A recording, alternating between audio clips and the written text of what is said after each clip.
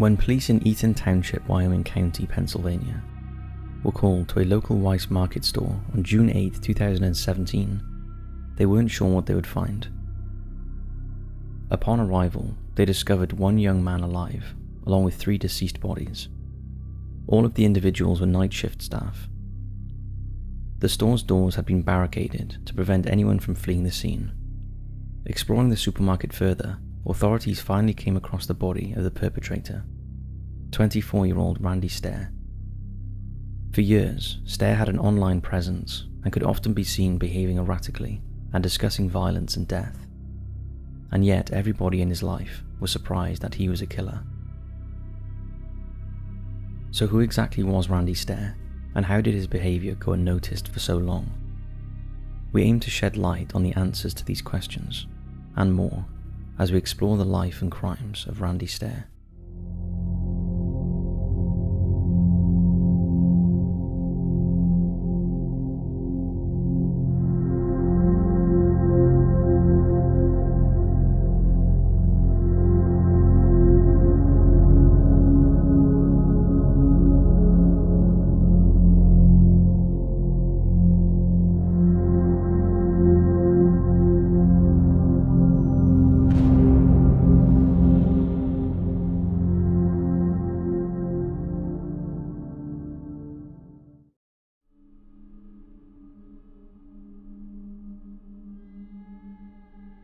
Randy Robert Stair was born on February 17, 1992, to Robert and Laura Ann Stair. The oldest of 2 boys, Stair was raised in Dallas, Pennsylvania, and was described by those who knew him as a shy and introverted child, spending much of his time alone. He had a flair for creativity and could often be found watching Nickelodeon shows and drawing the characters seen on TV. This would later develop into a deep love and obsession that Stair carried into his adult life. As he grew older, he became interested in video creation, recording footage and making short home films with a VHS recorder.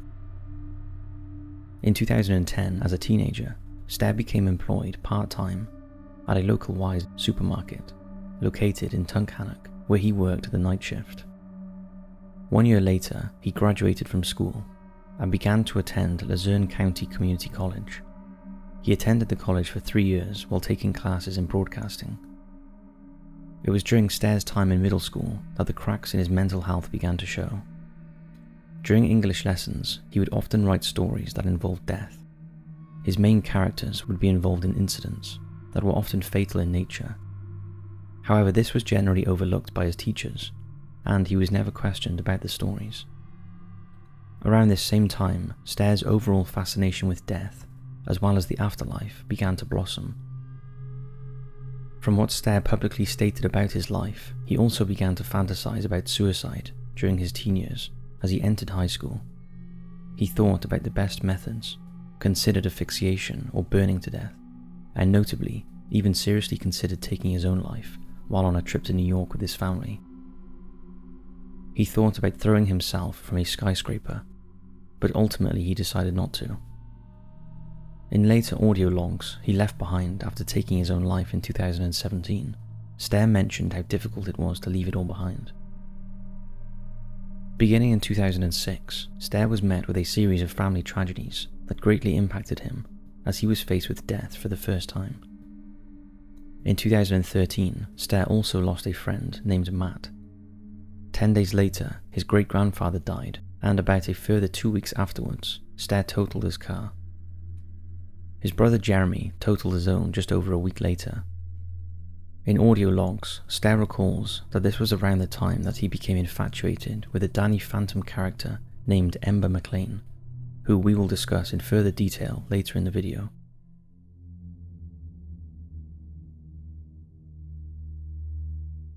In 2008, at the age of 15, Stair turned his attention to YouTube. At the time, the website was still in its infancy, having only launched 3 years earlier.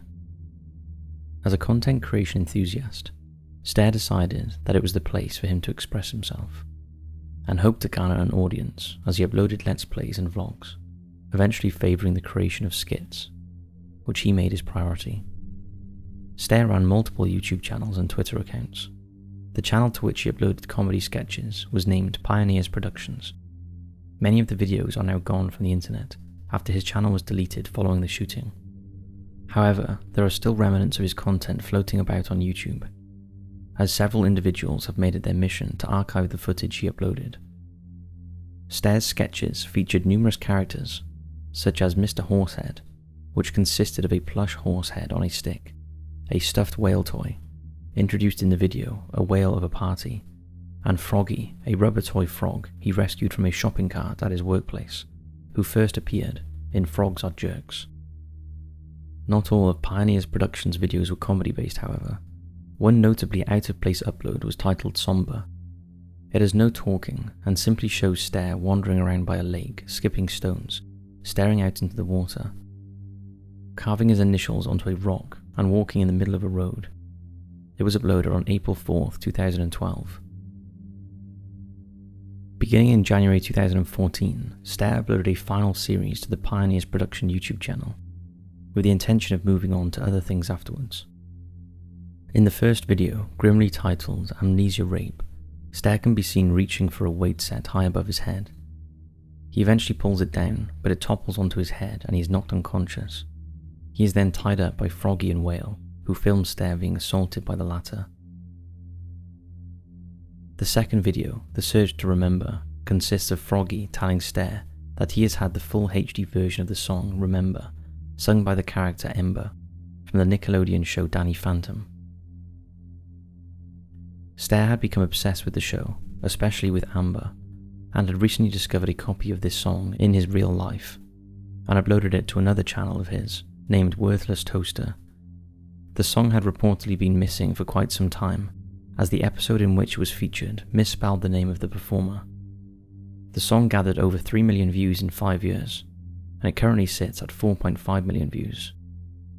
Returning to the episode, The Search for Remember, Stair discovered that Froggy had access to the song but refused to share it.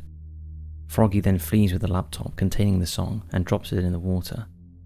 Stair then wakes up, revealing it all to be a dream. The third video of the Pioneers Productions finale, entitled Extinction, features Stair slaughtering Froggy and Whale, placing both of their bodies into a box after he was fired from his job when the video of his sexual assault by Whale was put online.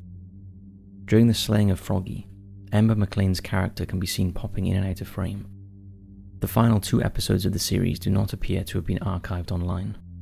Reportedly in the 4th video, Resurrection, Stair is chased by the ghosts of Froggy and Whale, while he feels remorse for killing them.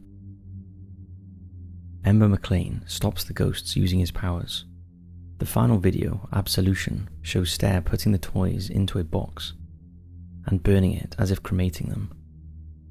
Stair then tells Ember that he's ready, stating everyone goes someday. He then puts a gun to his head, pulls the trigger and falls to the floor. The end shot shows 2 green eyes awakening in the darkness before a montage of moments from prior video shows and the ending credits roll. Following the end of Pioneers Productions, Stair created the series Ember's Ghost Squad, also known as EGS. The entire channel was dedicated to his love of Ember McLean, the Danny Phantom character who began appearing in the final series of Pioneers Productions, but featured other characters Stair had created, noting that he thought of one particular character, Mackenzie West, as his soulmate. He worked with animators and voice actors to help put together these videos. It was around this time that Stair adopted the name Andrew Blaze for his online social media presence.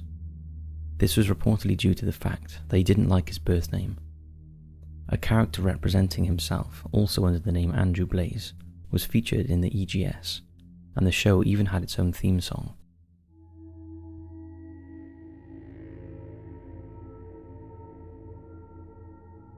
After creating EGS, Stair reportedly began to refer to Ember McLean as his wife, and around this time began to struggle with gender dysmorphia, believing his soul to be female.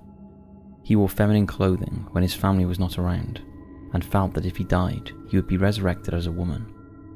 Despite his life tragedies and the confusion around his identity, Stair did not agree with the idea of therapy or counselling, and believed that participating in either alters who you are. Following the shooting, Stair's journal was recovered, as he had uploaded it online before his death. In an entry dated February 11, 2017, he wrote, "I sit here alone on my bed, full of emptiness. I'm wearing my girl clothes with my legs crossed.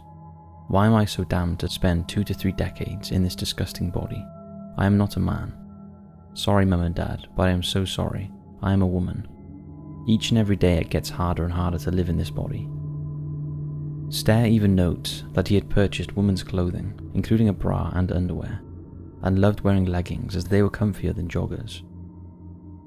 He also wrote in this same entry that his mother once asked if he was gay, to which he replied no, adding in the journal that guys who are gay are attracted to men. "I despise men. I hate them. They're disgusting." In another entry, Stair stated, "The girl in me is clawing to get out."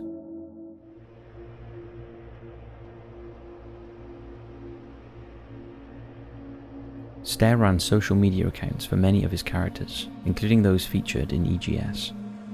In one particular thread by a character named Rachael Shadows, dated 2016, Stair appears to go on a violent rant, including tweets such as, "First I'll incapacitate you, next I'll butcher you, then I'll revive you before the blood loss kills you." Rachael, along with Stair's self-inserted character, appeared in his final production, a 42-minute video named The Westborough High Massacre / Goodbye, released on Wednesday, June 7th, 2017, the night of the shooting. The project was never completed because animators and voice actors pulled out of it or began to distance themselves from Stair, never finishing what was asked of them, likely due to the horrific, violent nature of the project. A re-upload of the video exists on YouTube and begins with a ream of text on screen, where Stair rants about all the people who failed to help him finish the project. He drops the F slur, tells the animators to drop dead, and notes that he is going to be dead by the time they see the video. In the next slide, Stair drops more foul language, stating "You're all worthless, and thanks for absolutely nothing." After several paragraphs, Stair concludes with, "I've been stepped on my whole life, not anymore. I've had enough of this putrid planet, and I'm going to leave my mark. I'm going back to where I truly belong, the EGS." The video then cuts to footage of Stair loading 2 shotguns and organising a bag of ammo, as well as clips of him kissing the weapons, which he dubbed Rachael and Mackenzie, before he leaves his room in a black hoodie. The still image of this shot then fades to grey. Once the video reaches the animation portion, the names of Columbine shooters Eric Harris and Dylan Klebold can be seen on screen, as Stair dedicates the video to them. Initially, it mostly features Rachael's character and Stair shouting about their hatred of humanity, as well as insults that are hurled their way. The pair are shown to be fed up with the constant bullying and harassment they receive, and their response is to carry out a massacre. It then devolves into violence, animated depictions of the massacre itself, before showing real footage of Stair practicing shooting. It ends with Stair's animated character shooting himself.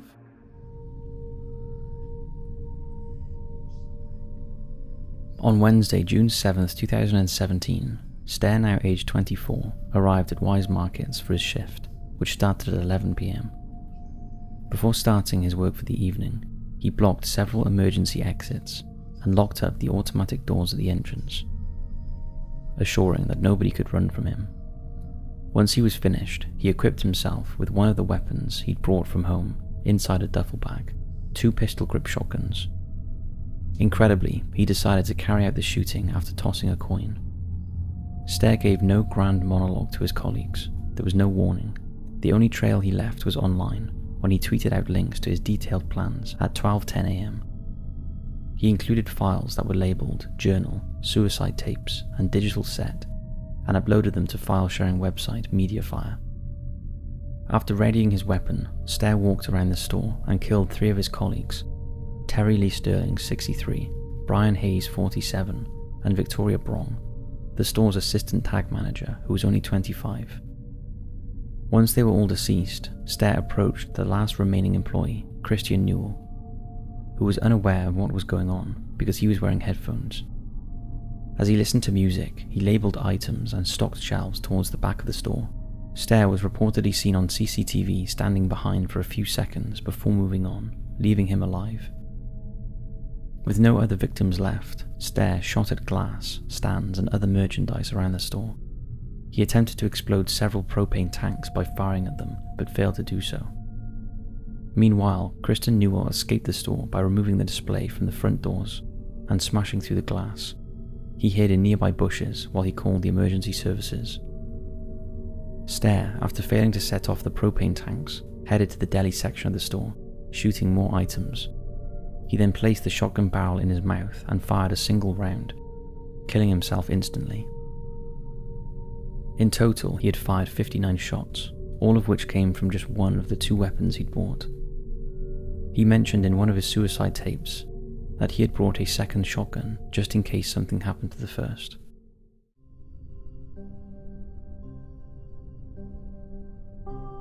In the lead up to the shooting, Stair had left numerous ominous messages across various social media sites and different accounts.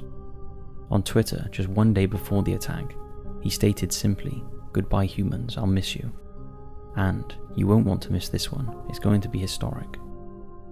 In his journal, which he had uploaded photocopies of, he wrote, "I'm so ready to die. 2 more fun nights and that's it. I've officially accepted that Wednesday night will be the death of me. Everything around me seems to have faded away. It's felt as if I'm the last soul alive on this planet for the last week.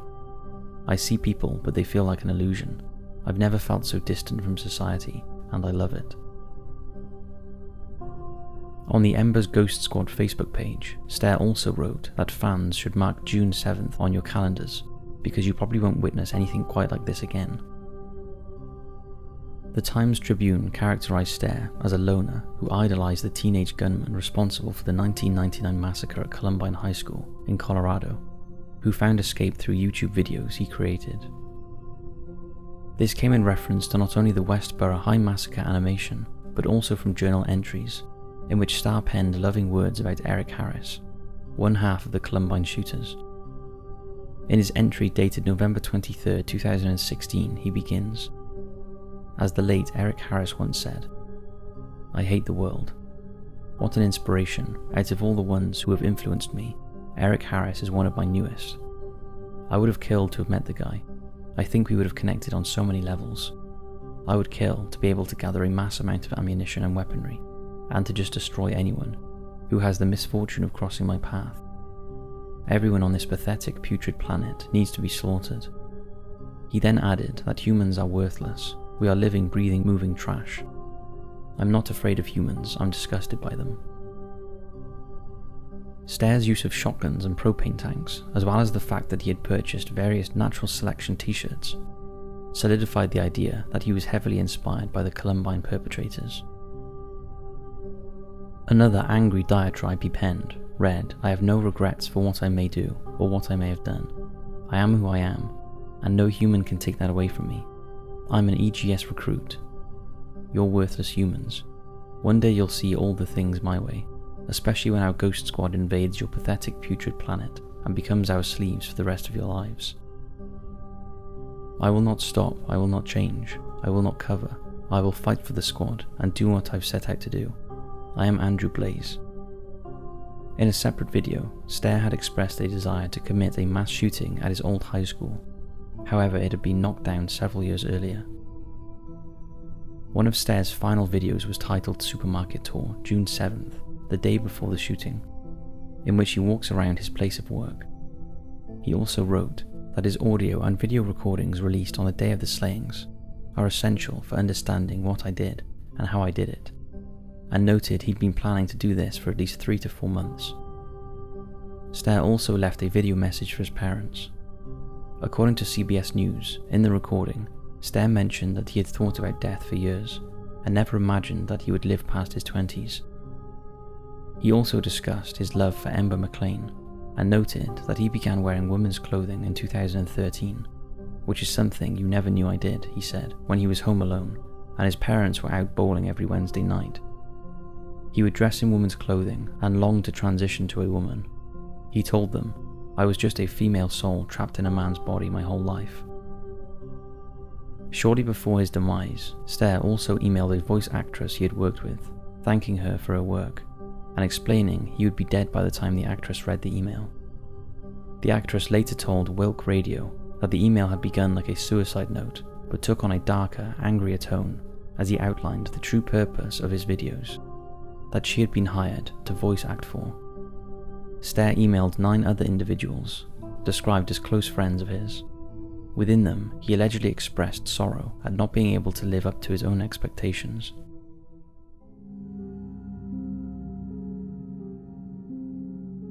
Following the shooting, the supermarket where Stair worked was closed. It reopened on July 13, 2017, having been fully gutted inside and remodeled with a new floor layout.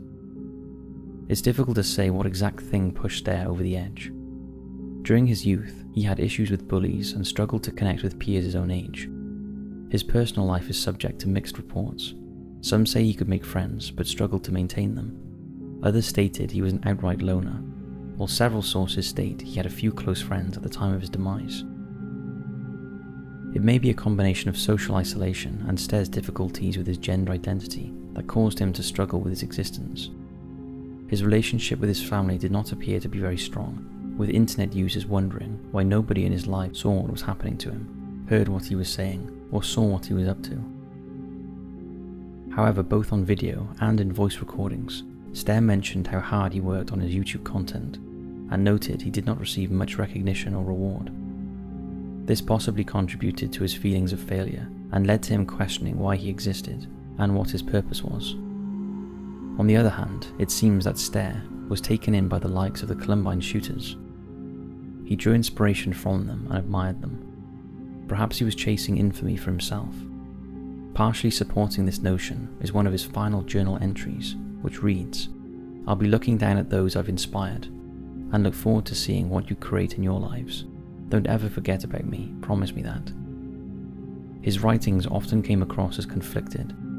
He wants to be admired and loved, but lashes out frequently, as seen in his Westborough High School video, and is described as a homophobe and misandrist. He was also very open about the things he hated: potheads, older people, and even his own father. In the last paragraph on this same page of writing, Stair states, "I hope I've brought a smile to your face at some point in your lives, whether it be on Pioneer's productions, in person, or even just through simple social media messages." Stair strongly believed that in the aftermath, he would become a member of Ember's Ghost Squad, where he would reunite with his soulmate Mackenzie. One journal entry ends with 62 more hours.